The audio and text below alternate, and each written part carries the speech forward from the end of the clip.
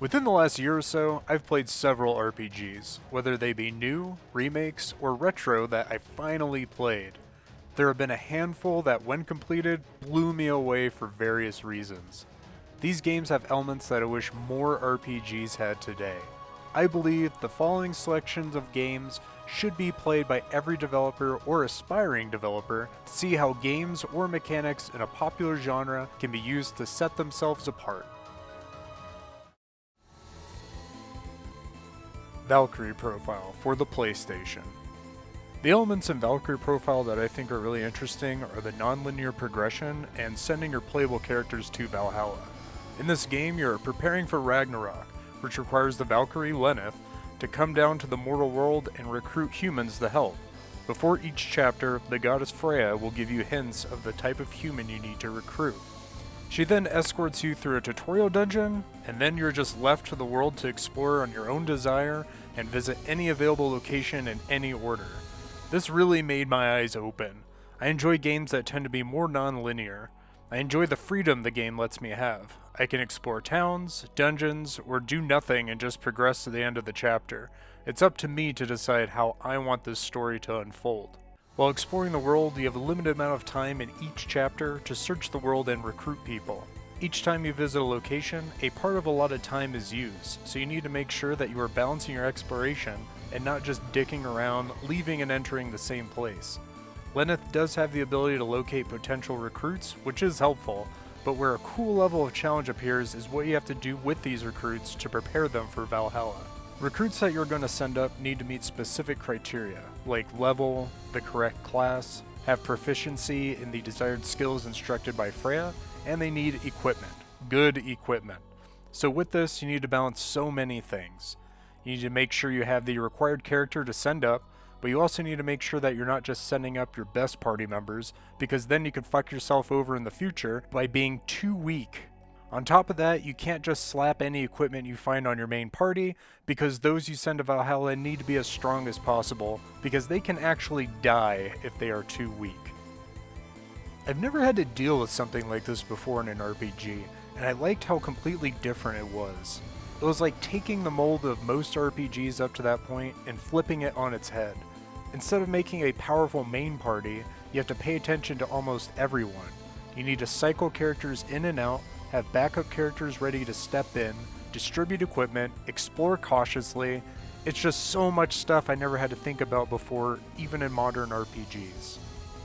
Without the help of a guide, the replay value of this game increases because you'll try different strategies and explore different places each time, trying to get that perfect ending.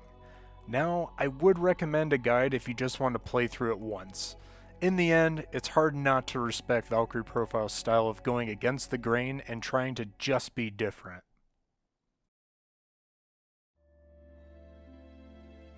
Chained Echoes for the PC. Chained Echoes is fucking phenomenal. I could go on about everything in this game, but the main thing I want to discuss is something I wish there was more of in RPGs and games in general, which is vast exploration. Not just, I went left and found a chest with a potion, now I need to go right and continue the dungeon. Nah. I mean exploration where you legit need to be focused and paying attention to every map, whether it be a town, dungeon, or in the open world. Chained Echoes scratches the exploration itch perfectly, and it does it in various ways. It could be riding on your airship across the overworld, running around trying to find an elusive treasure chest. You could need an item to open a new section of a forest. Or, my favorite way, piloting your mechs. A lot of RPGs have some sort of vehicle to use, and it's only as a means of transport, usually only across a world map. Chained Echoes says screw that, and let's just do it almost everywhere in the game. I love how you could just elevate above the map and zoom across the whole thing. It's so freaking cool. And with this, you can find secrets and access hidden areas. Accompanied with all the exploration, you get a cool little adventure board to help you keep track of all the secrets and quests in the game. I thought this was genius, and it definitely helps you 100% this game. And when physical copies of this game finally drop, Switch players will still be able to track their completion percentage without achievements, which I think is pretty cool.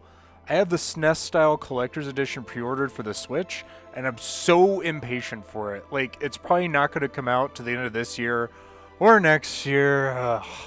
But regardless, I can't wait. Exploration in a game is another form of freedom, and when you load it with secrets and side content that are intertwined with how you're exploring, it is even more satisfying. RPGs should reduce the climbing up ladders or platforming for treasure chests and just substitute it for a vehicle, the ability to fly, I don't know, just start making new ways to explore. Crystal Project for the PC. Crystal Project continues off of the points I made for Valkyrie Profile and Chained Echoes, but they are both one and the same. Crystal Project is a non-linear RPG with a Metroidvania style of progression and exploration. I remember seeing this described on the Steam page and thinking to myself, why haven't more RPGs branched out into a Metroidvania style? Then I watched the trailer and saw how the game is explored, and I was sold. The game is legit based on exploration. You find upgrades and mounts to help broaden your exploration and access new areas, just like in a Metroidvania game. But Crystal Project goes 100 extra miles. It's the big focus of the game. If you want better equipment, new classes, or to find large side areas, you have to explore. Actually, I don't even know if I can call an area in this game a side area, because if you have the means to get there, then you can just go there without any restrictions. There's no order you have to do most of it in, there's no rules saying you do or don't have to do things, it's just left to you and your want to explore. It's really hard to describe the feeling when you discover a brand new area by just randomly getting on an owl and jumping off a cliff just to see how far you can glide. Check this out. Alright, I think I'm ready to jump. There I go. Alright, so this is pretty cool so far. I like seeing everything far below. That's pretty cool. Still going though. See the map on the bottom right. There, keep going. I just keep going. I'm soaring across this map. This just looks so cool to me. I like it. Look at me go. Oh, now we're getting into like a desert area. We're like in a totally different biome. Oh, and look, a big old square building. Like, that's nuts. What other RPG can you do this in? I mean, if it exists, I don't know about it, so somebody please tell me. Obviously, this was designed so you can find certain locations, but even knowing that, the sense of freedom I felt doing this was just so refreshing. It's like when I was a kid playing The Legend of Zelda: Link to the Past, and I found the dude under the bridge that gives you the bottle. I didn't use Nintendo Power, I just randomly found him on my own by just exploring. That feeling is Crystal Project times 1,000. This is a sense of wonder that more RPGs need to grasp and that this game fulfills. Live Alive for the Super Famicom and remade on the PC. Just gonna start by saying, I think this game is brilliant. Instead of one story, there are multiple based in different times. You're a caveman with no language and everything is communicated with expressions, images, and grunting sounds. Then you could be in the Wild West, planting traps to defend a town with the Sundown Kid. Or in the future, experiencing a sci-fi survival horror like the movie Alien, or choosing your opponents in a fighting game select screen like in Street Fighter, and even just being in a giant mecha anime. This game is insane! What makes this type of storytelling special to me is how refreshing it is. Doing multiple stories in different time periods gives the developer the freedom to just go crazy, and as the players, we get a multitude of gameplay experiences and definitely a choose-your-own-adventure type of selection. Do I want to be a ninja and infiltrate a fortress? While I'm doing it, do I want to be stealthy or do I want to just kill everything that moves? Or maybe I want to be a youth in the future that has the ability to read people's minds. Each chapter is just so unique with its characters, dialogue, abilities, and tone. The developers just threw out the RPG rulebook with this one. Let's just take shit we like, whether it be from other games, movies, history, and just put them all in. I consider this to be creative, fun, and also kind of gutsy. Detouring from the traditional RPG formula is a risk, but for someone like me that has played so many RPGs for decades, I crave games that take a risk and break the mold like Live Alive. And what's crazy is this game originally came out in Japan in 1994, alongside other great RPGs you might know like Final Fantasy VI and Chrono Trigger. I swear, Japan has the greatest selection and variety at their fingertips. Why could we not have gotten this back in the day? I would have been all over it.